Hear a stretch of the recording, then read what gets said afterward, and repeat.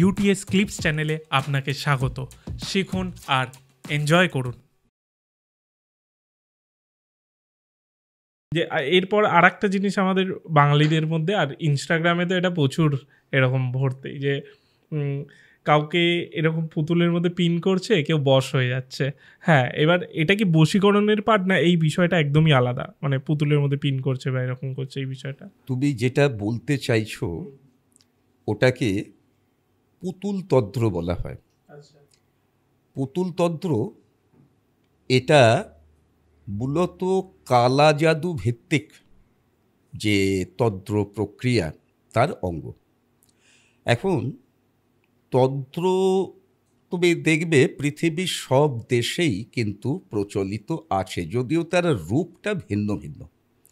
যেমন আমাদের দেশে যেটা চলে প্রধানত বৈদিক ধারার বা মূল ধারার তন্ত্র, যেখানে যাগযজ্ঞের অনুষ্ঠান, পূজা অর্চনার অনুষ্ঠান ইত্যাদি করা হয়। এছাড়া রয়েছে আদিবাসী ধারার তন্ত্র।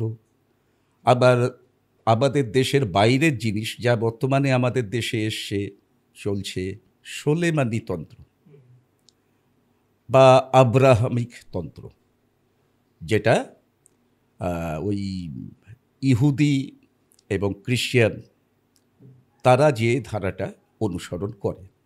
এর বাইরে দেখো, শুনতে পাবে নানান নাম, যেমন প্রাচীন মিশরীয় তন্ত্র। তার মানে মিশরীয় সভ্যতাতে যে তন্ত্র ব্যবস্থা প্রচলিত ছিল, তেমনি সুমেরীয় তন্ত্র মেসোপটেমিয়া, তেমনি ধরো দক্ষিণ আমেরিকার ওই যেটাকে লাতিন আমেরিকার দেশ আমরা বলে থাকি, ওই ইনকা সভ্যতা, মায়া সভ্যতা, অ্যাজটেক সভ্যতা, এখানেও তন্ত্র প্রচলিত ছিল। তা এই সব ধারার মধ্যে একটা কমন ব্যাপার, কালা জাদু সব জায়গাতেই প্রচলিত ছিল, এবং কালা জাদু করার ক্ষেত্রে কিন্তু এই পুতুল তন্ত্রের ব্যাপক প্রয়োগ সর্বত্র হতো। যদিও এই পুতুলের গঠন, তার উপাদান এবং তন্ত্র ক্রিয়ার পদ্ধতি এর মধ্যে ভিন্নতা আছে। যেমন আমাদের দেশে সাধারণত মাটি দিয়ে বা ময়দা মেখে, ময়দা দিয়ে বা অন্য কোনো উপকরণ দিয়ে পুতুল বানিয়ে কাজ করা হয়। আবার আফ্রিকান যে ভুদুতন্ত্র কিংবা ওই মিশরীয় তন্ত্র, এইগুলোতে দেখতে পাবে কালো কাপড় দিয়ে পুতুল বানানো হচ্ছে, ভুদু পুতুল বলে ওকে। ঠিক আছে, কিন্তু পারপাসটা সেম। তাদের প্রায়োগিক পদ্ধতি, উপকরণ এগুলো ডিফার করছে, কারণ জায়গা যেমন যেমন ডিফার করছে, বিভিন্ন জিনিসের সহজলভ্যতা। যেমন ধরো আমাদের ধর্মীয় আচার অনুষ্ঠানে ধুনো একটা অত্যাবশ্যকীয় উপাদান। আমরা ধুনোর ব্যবহার করি, ধুনোর সঙ্গে গুগ্গুল ব্যবহার করি। কিন্তু আজকাল একটা জিনিস বাজারে খুব চলছে, অনেকে ঘরে ব্যবহারও করছে, সেটা হচ্ছে লোবান। লোবান কিন্তু ভারতে পাওয়া যায় না। এটা কিন্তু আমাদের সংস্কৃতির জিনিসই নয়। এটা ইসলামিক কালচার থেকে প্রভাবিত হয়ে আমাদের দেশে এসছে। আফগানিস্তান থেকে আসে, মধ্যপ্রাচ্য থেকে আসে, ইন্দোনেশিয়া থেকে আসে। কিন্তু উদ্দেশ্যটা কি? ধুনো ব্যবহারের যেটা উদ্দেশ্য, লোবান ব্যবহারেরও সেটাই উদ্দেশ্য। ওদের ওখানে লোবানটা অ্যাভেলেবেল, তাই ওরা লোবান ইউজ করে।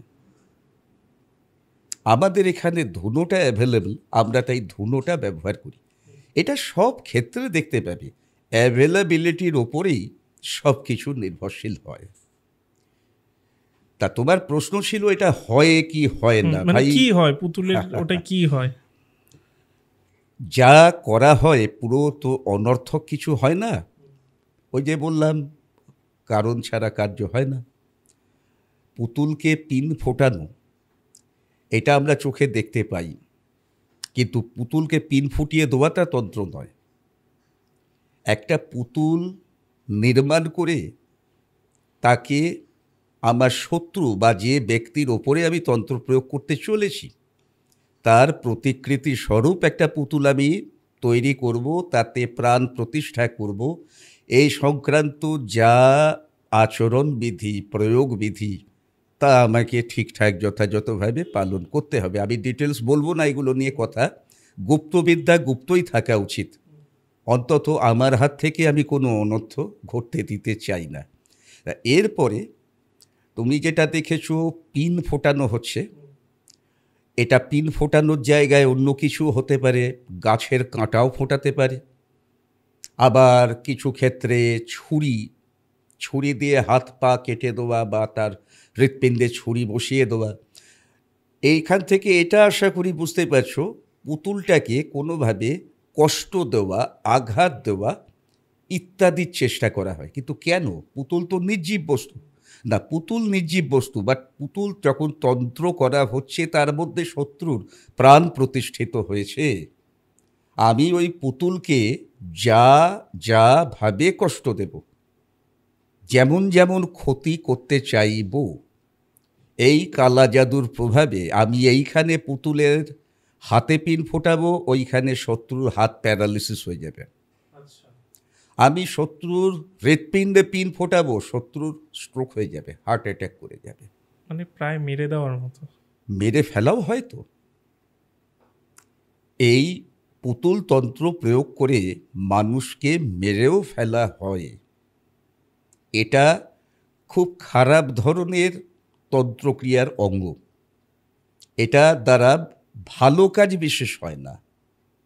যা হয় বেশিরভাগটাই অনিষ্ট সাধনের কাজ হয়, ক্ষতি সাধনের কাজ হয়। এর ফলে যারা ক্ষতি করছে, এটা আমার সেই কোয়েশ্চেনটাই ছিল, ওর জন্য করে নিই। যে কোনো ক্ষেত্রেই এই যে মানুষকে মেরে দেওয়া, এটা তো প্রায় একটা ক্রাইম বলা যায়। অবশ্যই। হয়তো সেটা পুলিশের চোখে পড়বে না, কিছু করার নেই, কিন্তু তার মানে যে সাধক এটা করছে, যে তান্ত্রিক এটা করছে, প্লাস যে করাচ্ছে তাকে, এই দুজনের কি কোনো ক্ষতি হয় না লাইফে পরবর্তীকালে? দেখো, প্রত্যেক ক্রিয়ার সম ও বিপরীত প্রতিক্রিয়া থাকে। একদম ছোটবেলাকার পাঠ নিউটন সাহেবের তৃতীয় গতিসূত্র, একে তো আমরা জীবনে অস্বীকার করতে পারি না। ক্রিয়া হলে প্রতিক্রিয়া হবেই, আজ হোক, কাল হোক, পরশু হোক, হবেই। এখন যে সাধক এ কাজ করছেন তিনি সম্ভাব্য ক্ষতির জায়গাটা জানেন, তিনি জেনে নিজের প্রোটেকশন নিয়ে করছেন। তাই এর যে সরাসরি প্রতিক্রিয়ার জায়গা হয়তো তাকে প্রভাবিত করতে পারল না, কিন্তু এটা শেষ কথা তো নয়। কেউ কোনো কর্ম করছে, তার একটা ফল তার জন্য আছে। কর্মটা যদি সঠিক হয় তাহলে ফলটাও সঠিক পাবে। বেঠিক কর্মের জন্য তো আর কেউ সঠিক ফল পায়নি কখনো। তাহলে আজ তিনি কাজ করলেন, ক্লায়েন্টের উদ্দেশ্য পূরণ করে দিলেন, মোটা পয়সা পকেটে ভরে দিলেন, এবং নিজের শরীর বন্ধ করে, ক্লায়েন্টের শরীর বন্ধ করে, বা অন্যান্য প্রক্রিয়া অনুসরণ করে যেভাবে হোক সুরক্ষিত করে দিলেন। তার কোনো সরাসরি কুপ্রভাব তার উপর হয়তো বর্তালো না, কিন্তু পাপ তো বাপকেও ছাড়ে না। কর্মর ফল আমাদের ভোগ করতে হবে। ভালো কর্ম ভালো ফল ভোগ করতে হবে, খারাপ কর্মের খারাপ ফল ভোগ করতে হবে। যথা সময়ে হিসাব কিতাব হবে, কেউই হিসাবে ফাঁকি দিতে পারবে না। মানে একদিন না একদিন তাকে সেই অবশ্যই, এই জন্মে না হলে পরের জন্মে সই। অ্যাকচুয়ালি এই জায়গাটাও আমাদের বুঝে নিতে হবে।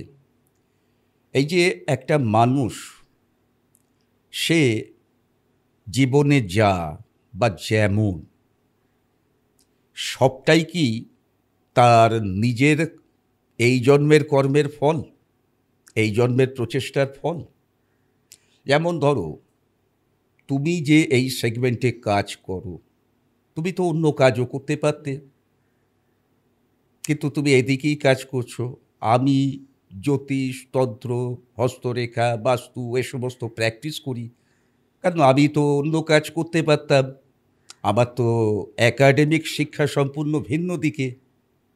আমি 2000 সালের কলকাতা ইউনিভার্সিটি থেকে মাস্টার অফ কমার্স। তাহলে আমার সেগমেন্টও ভিন্ন দিকে, কিন্তু আমি এদিকে এলাম কেন?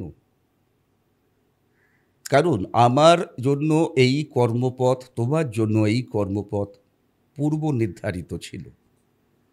আর পূর্ব নির্ধারিত কি করে ছিল? আমাদের পূর্বতন কর্মের জোরে আমরা আগের জন্মে কে কি কর্ম করেছি, যেখানে শেষ করেছি এই জন্মে সেখান থেকে শুরু করতে হবে। তাই কারোর পয়সা মেরে দিয়ে, কাউকে ঠকিয়ে দিয়ে, বা কারোর ক্ষতি করে দিয়ে, কাউকে জানে মেরে দিয়ে আমি এ জন্মেও যদি নিজেকে সুরক্ষিত রেখে নিতে পারিও বা, এখানে তো শেষ হয়ে যাচ্ছে না। এরপরে কি হবে? আমাকে তো সেটাকে ভরপাই করতে হবে। যা আমার ভাগে পানিশমেন্ট আছে আমাকে মাথা পেতে নিতেই হবে। আর এটাই প্রভাব। কেউ জীবনে কষ্ট পায়, কেউ জীবনে তত্তর করে এগিয়ে যায়। যে তত্তর করে এগিয়ে গেছে সে সেই সৌভাগ্য আছে তার, নিশ্চয়ই সে আগের জন্মে অন্যের উপকার করেছে, অন্যকে এগিয়ে দিয়েছে, পেছন থেকে টেনে ধরতে চায়নি। আর যে প্রতি পদে পদে বাধা পাচ্ছে, কষ্ট পাচ্ছে, বুঝতে হবে সে অনুরূপ জিনিস অন্যের সঙ্গে ঘটিয়েছে, সে এখন সেগুলো ফেরত পাচ্ছে সুদে আসলে। কেমন লাগলো এই ক্লিপসটা আমাদের জানান এবং আমাদের চ্যানেল ইউটিএস ক্লিপসকে সাবস্ক্রাইব করুন।